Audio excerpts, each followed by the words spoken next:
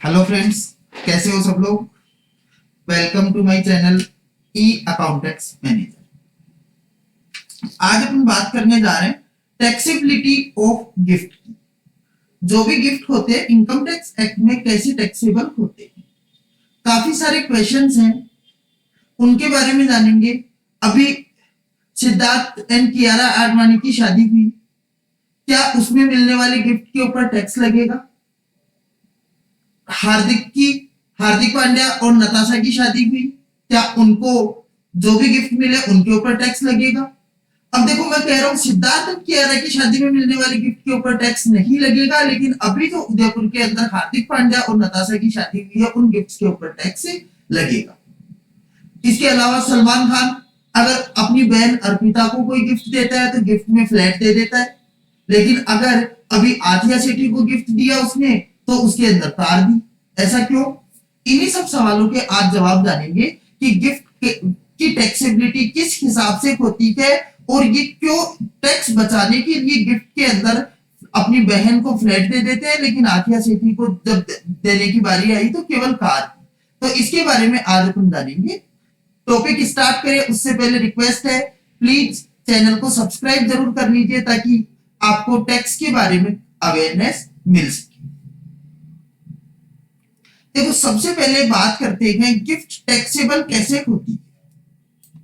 Gift की taxability किस हिसाब से अराइज होती है। देखो, गिफ्ट है वो आपको या तो कैश की फॉर्म में मिल सकती है, आपको इमूवेबल प्रॉपर्टी की फॉर्म में भी मिल सकती है, या property other than immovable property means कोई मूवेबल प्रॉपर्टी की फॉर्म में भी गिफ्ट मिल सकती है। अगर कैश गिफ्ट में मिलता है, मतलब गिफ्ट कैश फॉर्म में मिलती है और पूरे साल में अगर 50,000 रुपए से ज्यादा की गिफ्ट मिलती है तो पूरा का पूरा अमाउंट टैक्सेबल होगा। अगर कोई इमूवेबल प्रॉपर्टी मींस अगर कोई लैंड या बिल्डिंग आपको गिफ्ट में मिलती है। अब देखो, लैंड एंड बिल्डिंग दो चीजें हो सकती है बिना कंसीडरेशन के, मतलब आपको किसी ने गिफ्ट दी और कोई पैसा नहीं लिया तो गिफ्ट दी। आप बोलोगे सर गिफ्ट में पैसा कौन लेता है। बिल्कुल पैसा कोई नहीं लेता, लेकिन अभी टैक्स लॉज को काफी सारे लूप्स अगर ऐसे छोड़ देते हैं तो उनसे बचने के लिए कोई क्या करेगा कि गिफ्ट देना चाहता है कि अगर बिना कंसीडरेशन के दूंगा गिफ्ट दूंगा तो टैक्स लग जाएगा। तो मैं क्या करता हूं, उस प्रॉपर्टी के बदले में 1 लाख रुपए की प्रॉपर्टी थी और मैंने बोला कि 100 रुपए ट्रांसफर कर देता हूँ, रजिस्ट्री करवा लेते हैं 100 रुपए।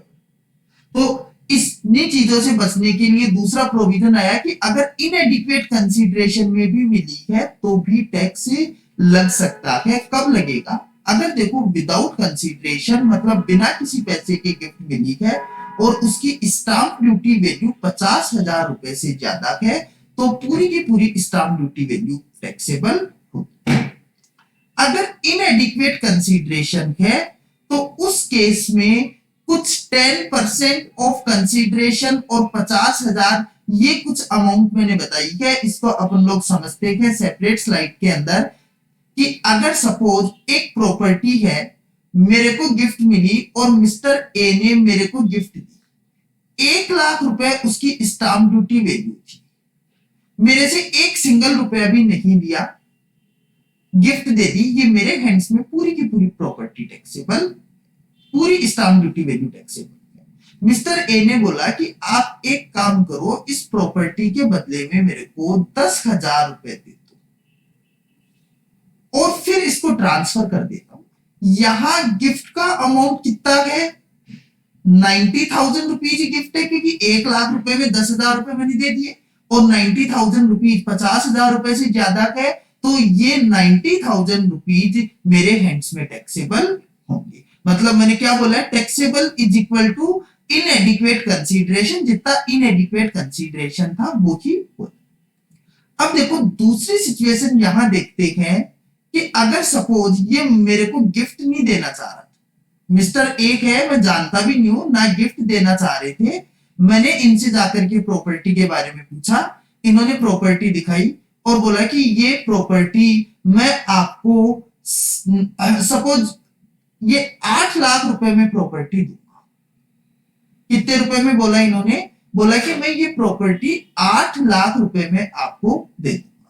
मैंने बोला ठीक है 8 लाख रुपए कंफर्टेबल है मेरे को ले। अब जब रजिस्ट्री करवाने के लिए गए तो रजिस्ट्रार ऑफिस में जाने पर पता लगा कि इसकी जो स्टाम्प ड्यूटी वैल्यू है ये स्टाम्प ड्यूटी वैल्यू 8.5 लाख रुपए। समझ में आ रहा है? इसकी जब stamp duty value actual consideration कितना था 8 लाख रुपए, लेकिन स्टाम्प ड्यूटी वैल्यू कितनी थी 8.5 लाख रुपए। अब यहां स्टाम्प ड्यूटी वैल्यू के बेसिस पर 50,000 गिफ्ट है तो इस केस में टैक्स लग सकता है। तो यहां बोला गया है जबकि कोई गिफ्ट का वास्तव में ट्रांजैक्शन भी नहीं था कि आपने जितना भी एक्चुअल कंसीडरेशन दिया है अगर उसमें 10% और ऐड कर देते हैं मतलब 80,000 रुपए और ऐड कर देते हैं, अगर इसकी स्टाम्प ड्यूटी वैल्यू 8,80,000 तक है तो इसको हम गिफ्ट नहीं मानेंगे। ये ऐसी सिचुएशंस कई जगह आती है जहां एक्चुअल प्राइस प्रॉपर्टी की कम होती है और स्टाम्प ड्यूटी वैल्यू ज्यादा होती है, इस वजह से 10% का इन्होंने डिफरेंस को अलाउ किया। ये पॉइंट आ गया सबको अच्छे से समझ में? 10% ऑफ कंसीडरेशन मींस 8 लाख का 10% और 50,000 से ज्यादा ये होगा तब ही टैक्सेबिलिटी आई। अब देखो यहां मैंने लिखा था अब मेरे को गिफ्ट मिला कैश में, मिस्टर ए से भी मिला, मिस्टर बी से भी मिला, मिस्टर सी से भी मिला। मेरे को जब कैश में गिफ्ट मिलता है मैं तीनों का एग्रीगेट अमाउंट देखूंगा 50,000 से ज्यादा है कि नहीं। लेकिन अगर ये ही इमूवेबल प्रॉपर्टी है तो यहां मेरे को इंडिविजुअल प्रॉपर्टी वाइज अगर सपोज एक प्रॉपर्टी मिस्टर ए से मिली, एक मिस्टर बी से मिली, एक मिस्टर सी से मिली तो तीनों प्रॉपर्टी की अलग अलग देखूंगा। अगर ये तीनों प्रॉपर्टी 40,000 रुपए की स्टाम्प ड्यूटी वैल्यू थी कोई टैक्सेबिलिटी नहीं आएगी क्योंकि यहां इंडिविजुअल प्रॉपर्टी वाइज देख रहा हूं। इवन अगर मिस्टर ए ने ही मेरे को 3 प्रॉपर्टी दे दी, एक प्लॉट नंबर 95 था और सपोज एक प्लॉट नंबर था 42, एक प्लॉट नंबर था 10, 3 अलग अलग प्रॉपर्टी दे दी तो भी यहां टैक्सेबिलिटी नहीं आएगी क्योंकि प्रॉपर्टी वाइज अगर 50,000 रुपए से ज्यादा स्टाम्प ड्यूटी वैल्यू है तो ही टैक्सेबिलिटी आएगी इमूवेबल प्रॉपर्टी की। सेम प्रोविजन आपका मूवेबल प्रॉपर्टी के केस में है, लेकिन ये एग्रीगेट वैल्यू देखनी है जैसे कैश में देखी कि अगर सारी एग्रीगेट वैल्यू जिनकी फेयर मार्केट वैल्यू 50,000 रुपए से ज्यादा हो जाती है पूरी टैक्सेबल होगी।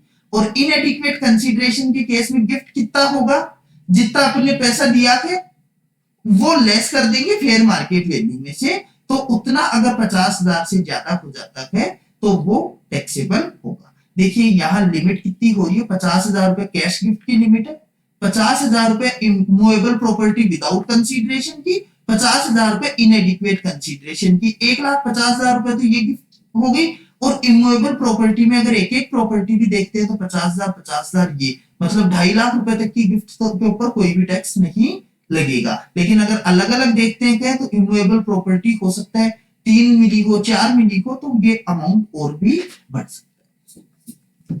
अब मैंने आपसे एक वीडियो के स्टार्ट में बोला था कि सलमान खान जब अपनी बहन को कोई गिफ्ट देता है तो उस टाइम पर फ्लैट दे देता है, और आतिया सेठी को जब गिफ्ट दिया तो कार दी, तो क्या उस फ्लैट के ऊपर टैक्स लगेगा? बिल्कुल इमूवेबल प्रॉपर्टी है, अभी तक के प्रोविजन के हिसाब से लगना चाहिए, और कार दी इमूवेबल प्रॉपर्टी है लगना चाहिए। इन्हीं के बारे में अपन आगे डिस्कस करें। देखो सबसे पहले बात करते हैं गिफ्ट की, सबसे पहले बात करते हैं प्रॉपर्टी की। प्रॉपर्टी क्या है?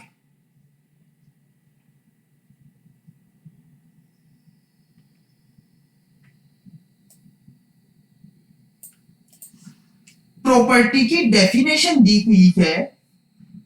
प्रॉपर्टी के अंदर इमूवेबल प्रॉपर्टी प्रॉपर्टी होगी, शेयर्स एंड सिक्योरिटीज प्रॉपर्टी होगी, ड्राइंग्स, पेंटिंग और any work of art property होगी, आर्कियोलॉजिकल कलेक्शन प्रॉपर्टी होगी, स्कल्पचर्स प्रॉपर्टी होगी, वर्चुअल डिजिटल असेट प्रॉपर्टी होगी, और आगे ज्वेलरी प्रॉपर्टी होगी। मतलब प्रॉपर्टी की डेफिनेशन में कितनी चीजें आ गई, आपकी इमूवेबल प्रॉपर्टी आ गई, शेयर्स एंड सिक्योरिटीज आ गई, ड्राइंग्स, पेंटिंग और एनी वर्क ऑफ आर्ट आ गया, आर्कियोलॉजिकल कलेक्शंस आ गए, स्कल्पचर्स आ गए, वर्चुअल डिजिटल असेट आ गई, और ज्वेलरी आ गई। यही चीजें प्रॉपर्टी है। अगर सलमान खान ने आथिया सेठी को कार गिफ्ट में दी है तो वो प्रॉपर्टी की डेफिनेशन में ही नहीं आती, और इट मींस वो मूवेबल प्रॉपर्टी ही नहीं है, तो गिफ्ट का कोई भी क्वेश्चन अराइज नहीं होगा। मतलब आथिया सेठी को कार गिफ्ट में मिली है, भले वो सलमान खान से मिले, भले शाहरुख खान से मिले, भले किसी और खान से मिले, उसके ऊपर कोई भी टैक्स नहीं लगेगा। सेकंड पॉइंट है, ज्वेलरी के अंदर थोड़ा सा मैंने ब्रॉड में डिफाइन किया है, क्योंकि ज्वेलरी जो वर्ड है वो कहने के लिए अपन देखते हैं कि जो पहनते हैं वो ज्वेलरी है, लेकिन इन्होंने ज्वेलरी की डेफिनेशन को, मैंने पहले भी बोला था कि कोई लूप ना छोड़े, इस चक्कर से ज्वेलरी की डेफिनेशन को काफी ब्रॉड किया है।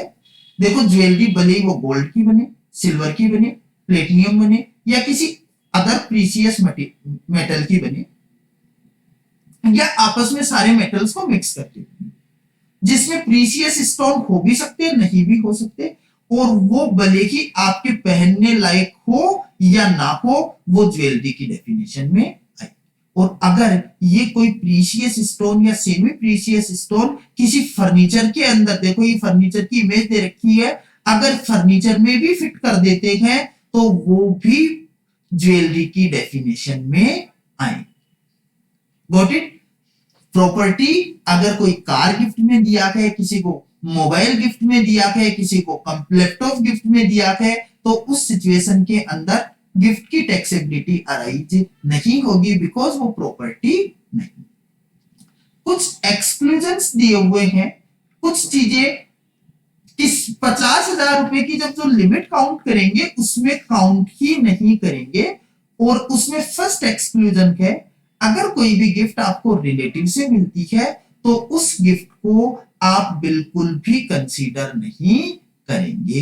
रिलेटिव की डेफिनेशन क्या है, देखो ध्यान से देखना। रिलेटिव की डेफिनेशन, पर्सन है, उसके पेरेंट्स, सबसे पहले पेरेंट्स रिलेटिव है, ग्रैंड पेरेंट्स रिलेटिव है, और कोई भी लीनियर असेंडेंट, मतलब कि ग्रैंड पेरेंट्स के पेरेंट्स, मतलब दादा पापा, मम्मी पापा, दादा दादी, परदादा परदादी, और इनके भी ऊपर तक जो भी है लीनियर असेंडेंट, वो सब रिलेटिव की डेफिनेशन में कवर है। और लीनियर डी असेंडेंट भी रिलेटिव की डेफिनेशन में कवर है। अगर सन और डॉटर है, ग्रैंड सन ग्रैंड डॉटर है, और उसके बाद में इनके भी बेटे वगैरह हो जाते हैं। और ध्यान रखना, जो भी रिलेटिव की डेफिनेशन में जो भी मैं रिलेशन बताऊं उसमें स्पाउस इन सब की, कि ग्रैंड पेरेंट्स है, या मैंने बोला सन और डॉटर है, तो सन और डॉटर की स्पाउस मतलब सन इन लॉ और डॉटर इन लॉ भी इसके अंदर इंक्लूड होंगे। इसके अलावा कोई इंडिविजुअल है, उसके ब्रदर और सिस्टर भी रिलेटिव की डेफिनेशन में है। किसके ब्रदर और सिस्टर? खुद के ब्रदर एंड सिस्टर, वाइफ के या स्पाउस के ब्रदर एंड सिस्टर, और खुद के पेरेंट्स के और स्पाउस के पेरेंट्स के ब्रदर एंड सिस्टर। समझ में आ रहा है सबको? ब्रदर एंड सिस्टर खुद के, स्पाउस के, पेरेंट्स के, और खुद के पेरेंट्स के और स्पाउस के पेरेंट्स के। अब देखो यहां इंडिविजुअल के अंदर मैंने बोला पेरेंट्स, पेरेंट्स में मैटरनल एंड पैटर्नल, मतलब दादा दादी नाना नानी दोनों आ जाएंगे, और ये ऊपर तक चलता रहेगा। परदादा परदादी, नाना परनानी, ये भी चलता रहेगा। मैटरनल और पैटर्नल दोनों कवर होंगे। अब नीचे मैटरनल और पैटर्नल अलग अलग हो नहीं सकते, स्पाउस और इंडिविजुअल एक ही चलेंगे ना, अलग अलग थोड़ा ना चलेंगे, तो नीचे की जरूरत ही नहीं। एक रिलेशन यहाँ और है, ये जो पेरेंट्स है ये खुद के पेरेंट्स भी और स्पाउस के पेरेंट्स भी रिलेटिव की डेफिनेशन में आएंगे।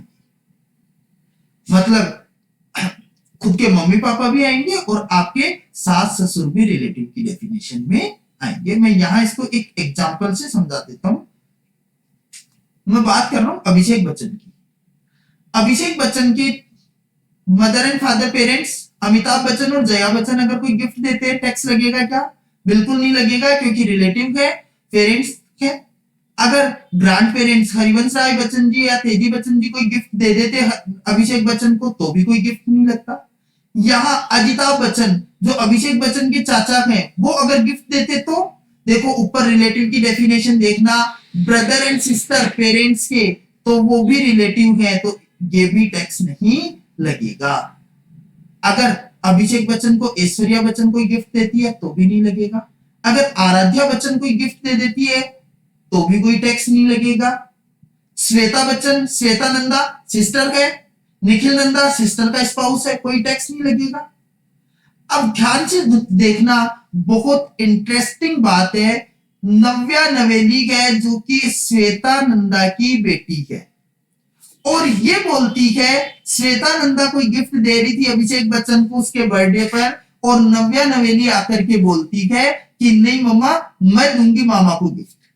और नव्या नवेली ने क्या किया, अभिषेक बच्चन को एक गोल्ड की रिंग, डायमंड की रिंग थी, वो गिफ्ट में दे दी।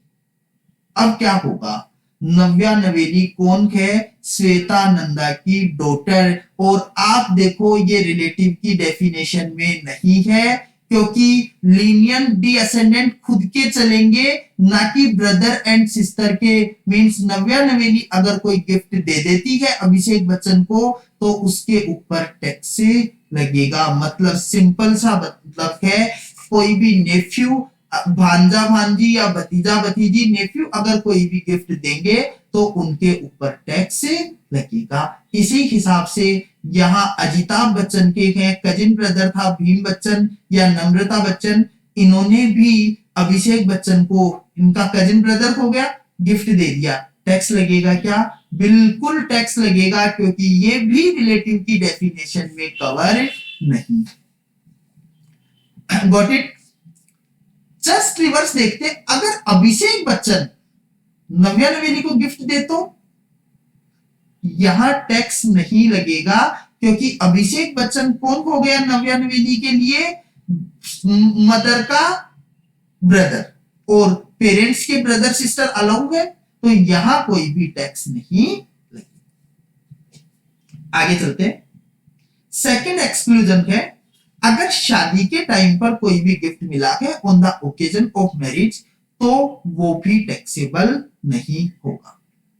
ध्यान से देखना, सिद्धार्थ मल्होत्रा और कियारा आडवाणी की शादी हुई, इनको जो भी गिफ्ट मिला वो उसके ऊपर कोई टैक्स नहीं लगेगा। लेकिन हार्दिक पांड्या और नताशा की, मैं जो पहले शादी हुई थी उसकी बात नहीं कर रहा हूं, जो उदयपुर में शादी हुई है उसकी बात कर रहा हूं। इनको गिफ्ट मिला, क्या कोई टैक्स लगेगा क्या, बिल्कुल टैक्स लगेगा, क्योंकि कानून की नजर में इन्होंने शादी तो 2020 में ही कर ली थी, अब है इसको बोलेंगे रीमैरिज। समझ में आ रहा है, शादी के टाइम पर मिलने वाले गिफ्ट पर कोई टैक्स नहीं लगेगा, but at the time of remarriage अगर कोई भी गिफ्ट मिला है तो उसके ऊपर टैक्स लगेगा। अब मैंने यहां डिफाइन कर दिया है। कुछ लोग बोलेंगे सर किसी का डिवोर्स हो गया या किसी की वाइफ एक्सपायर हो गई फिर वापस से शादी कर रहे हैं तो क्या टैक्स लगेगा क्या। देखो, रीमैरिज का मतलब है अगर सेम गर्ल के साथ आप शादी कर रहे हो तो टैक्सेबल होगी, अगर अदर गर्ल के साथ आप शादी कर रहे हो तो वो टैक्सेबल नहीं होगी। नेक्स्ट पॉइंट देखते हैं, कुछ कोविड रिलेटेड एक्सक्लूजन हैं गिफ्ट के अंदर। अगर कोई इंडिविजुअल किसी भी पर्सन से खुद के ट्रीटमेंट के लिए या अपने किसी फैमिली मेंबर के मेडिकल ट्रीटमेंट के लिए कोई पैसा लेता है और कोविड के इलाज के लिए अगर किसी भी पर्सन से कोई इंडिविजुअल पैसा लेता है कोविड के इलाज के लिए या तो खुद के लिए या फैमिली मेंबर के लिए, तो वो उसके हैंड्स में गिफ्ट नहीं माना जाए। अगर कोई भी फैमिली मेंबर है, अभी देखो कोविड-19 के अंदर काफी सारे